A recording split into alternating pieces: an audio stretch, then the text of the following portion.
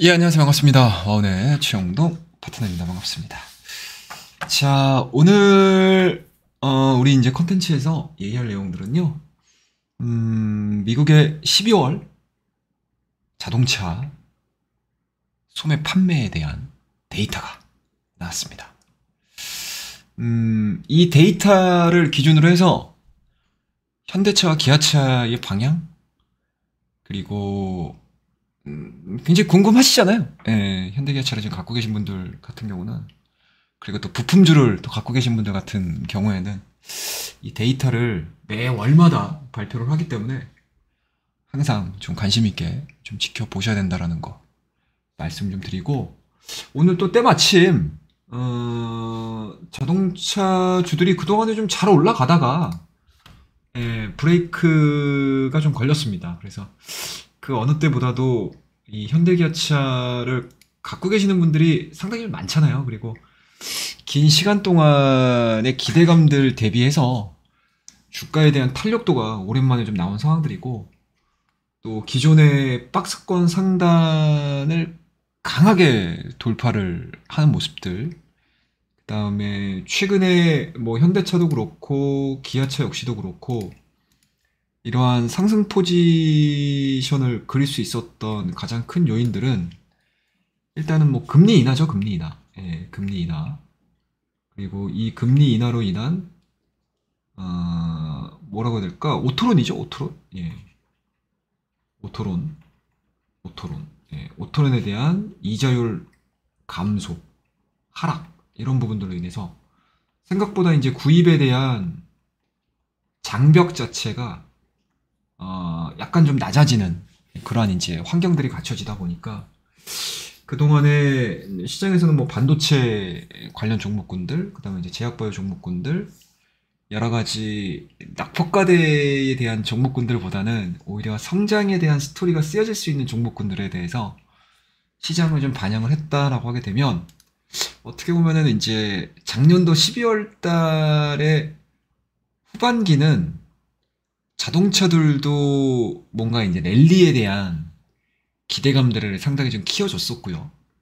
그리고 현재 연초 구간에서 역시도 자동차 섹터에 대한 강세 부분들을 좀 기대를 했었던 투자자들이 상당히 좀 많았었는데, 그 부분들이 다소 노이즈가 좀 발생이 좀 되고 있고, 마침 또 1월이 시작이 되면서 지난달 미국 자동차 소매 판매에 대한 데이터들이 좀 나왔습니다. 그래서 요 안에 있는 데이터들을 가지고 우리가 향후 자동차 섹터에 대해서 어떻게 바라볼 것인가에 대한 부분들을 한번 좀 보도록 하겠습니다. 자, 일단은 전반적인 12월의 완성차 판매는, 그러니까 우리나라 국내 기업을 기준으로 해서 보도록 하겠습니다. 현대차 그룹이 전체적으로 12월 글로벌 도매 판매가 55만 6천 대 판매가 됐습니다. 그러니까 YOY 기준으로 보시게 되면 4.2%죠. 마이너스 4.2% 감소가 됐다라고 보시면 되고요. 시장 기대 대비해서 부진한 기록을 발표를 했습니다. 뭐 그에 따라서 1월달 뭐 시작한 지 며칠 되지 않았는데 현대차와 기아차에 대한 주가 약세 흐름들이 아마 이러한 데이터들을 기반을 해서 하락세가 좀 나오지 않았나라고 생각이 좀 들고요. 2023년도 현대차그룹 글로벌 도매 판매가 730만 대입니다. YOY 기준으로는 6.7% 상승 마감을 했고요. 2024년도의 목표 대수는 합산으로 놓고 보게 되면 현대하고 기아하고 이제 합산이죠.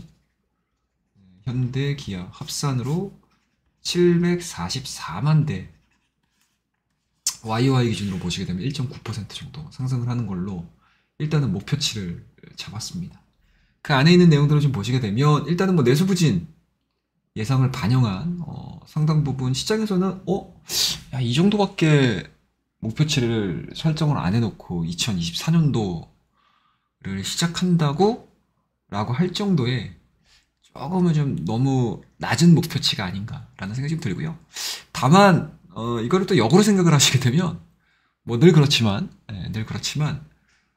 목표는 낮게 잡아놓은 상태에서 달성하는 속도가 굉장히 좀 빠르게 좀 진행이 된다라고 하게 되면 생각보다 주가 측면에 있어서는 뭐 나쁜 목표치는 아니라고 생각을 하고 있습니다. 근데 이거는 뭐 어찌됐든 주가에 대해서 이제 트레이딩을 하는 입장에서에 대한 모습들이고 목표치 대비해서 경기 회복에 대한 속도가 빨라지고 또 기존의 현대기아차 그룹이 팬데믹 때 재고가 없어가지고 어마어마하게 영업 마진이 늘었었던 그 시기까지 올지는 모르겠지만 그때 당시에 일본 차의 점유율을 상당히 바짝 추격을 했었고 또 한때는 또 역전까지도 보여줬었던 그러한 이제 과거의 영광을 2024년도에 또 보여준다라고 하게 되면 또 주가에 대한 탄력도는 생각보다는 좀 기대를 해볼 수 있는 목표치가 아닌가라고 저는 생각을 하고 있습니다. 눈높이를 많이 낮춰준 상태에서 기대를 한번 해보도록 하겠습니다. 네, 그러니까 작년도 12월 달에 월간 데이터를 보게 되면 그렇게 좋지는 않아요. 하나하나씩 좀 보도록 하겠습니다. 자, 일단은 현대차 데이터부터 좀 볼 텐데요. 글로벌 판매량이라든지 증감률을 좀 놓고 보시게 되면 하반기 들어서면서 10월, 11월, 12월 달 그쵸? 작년도 이제 4, 4분기를 보게 되면 기존과는 좀 다른 양상들을 좀 보여주고 있죠. 과거에 2020년과 2021년도 그리고 2022년도와 2023년도를 놓고 봤었을 때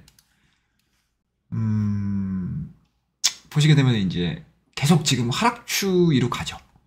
그러니까 과거 20년과 21년도와 22년도 뭐 특수한 상황이긴 하지만 이게 점유율 부분들, 판매량이나 증감률 부분들이 시간이 가면 갈수록 우상향되는 그림들을 좀 그려줬다라고 하게 되면 오히려 2023년도 하반기에는 좀 힘이 빠지는 듯한 그런 모습들을 좀 보여줬고 YOY 기준으로는 이게 마이너스 역선장이 좀 나온 그런 한 달입니다.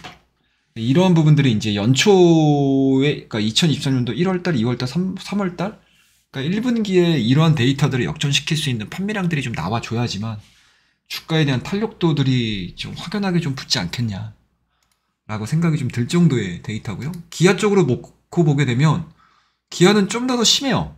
뭐 물론 이제 우리가 안에 있는 뭔가 이제 차량별 흐름들을 좀 지켜봐야 되겠지만 일단은 현대차 대비해서 기아차의 판매량이나 이제 증감률 부분들은 일단은 눈에 띌 정도로 좀 안 좋습니다.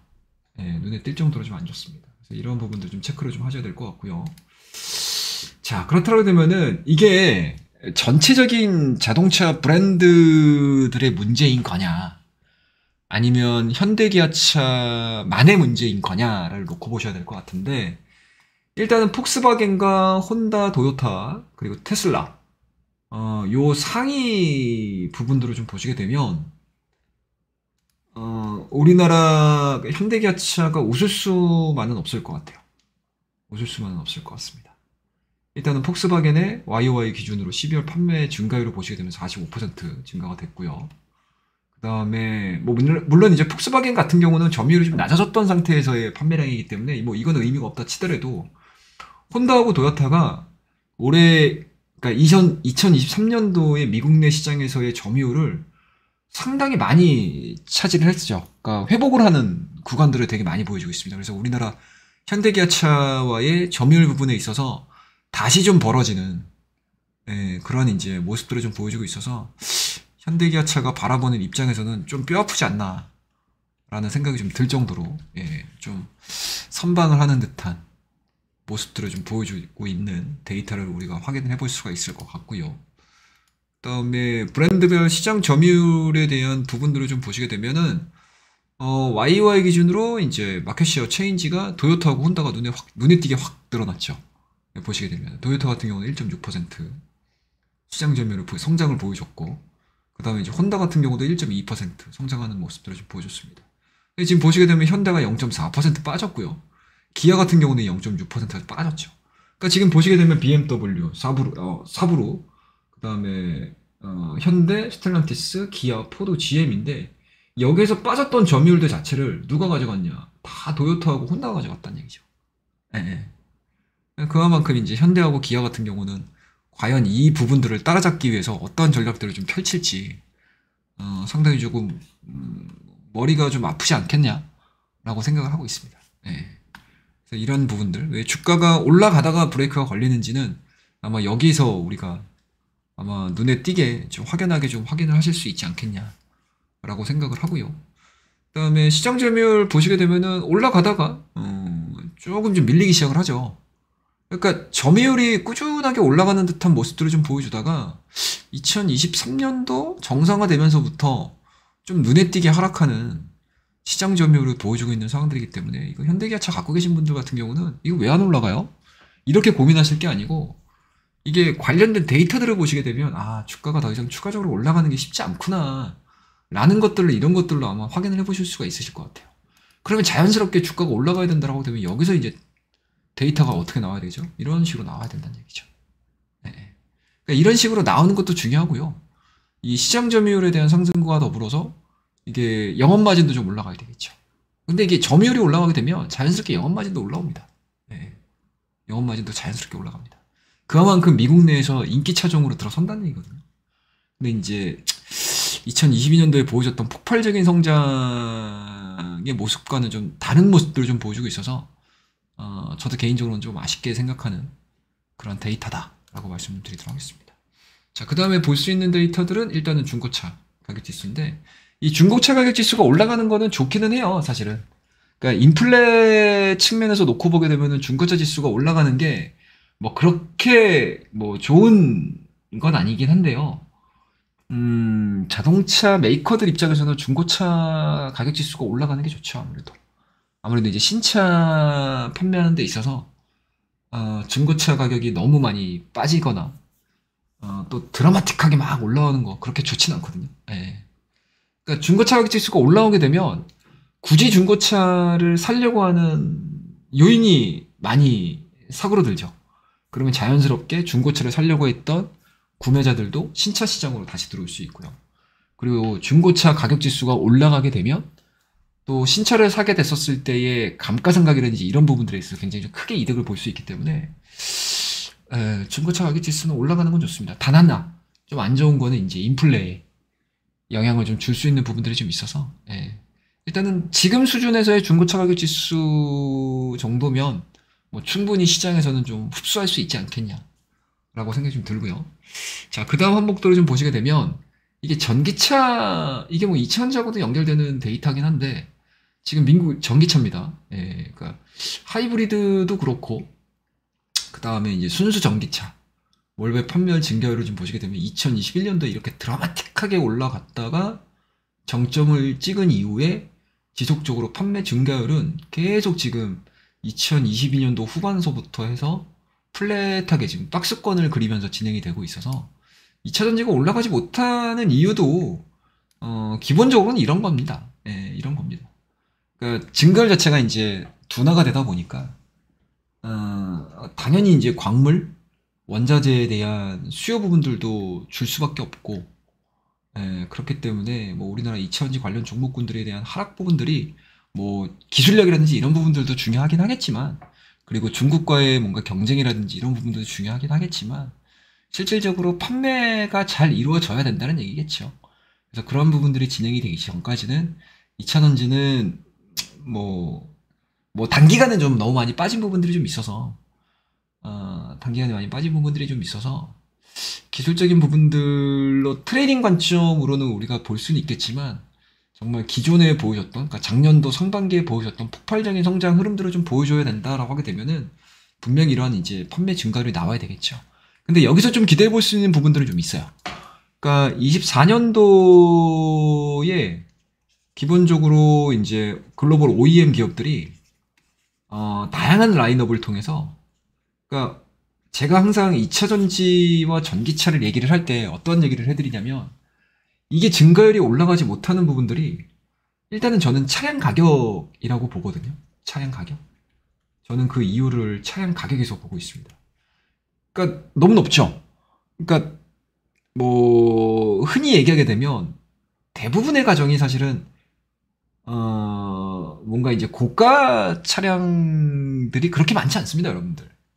뭐 일단은 뭐 세단도 그렇고 SUV도 그렇고 항상 일반 가정 그리고 가장 많은 차량을 구매를 하는 그 구간들을 보고 대응을 해야 된다고 하게 되면 너무 비싸죠, 이 차는 지금. 전기차 관련된 차량들이 너무 비쌉니다, 여러분들. 그래서 그 부분들이 가격적인 부분들에 있어서 접근성이 좀 좋아야 되고요.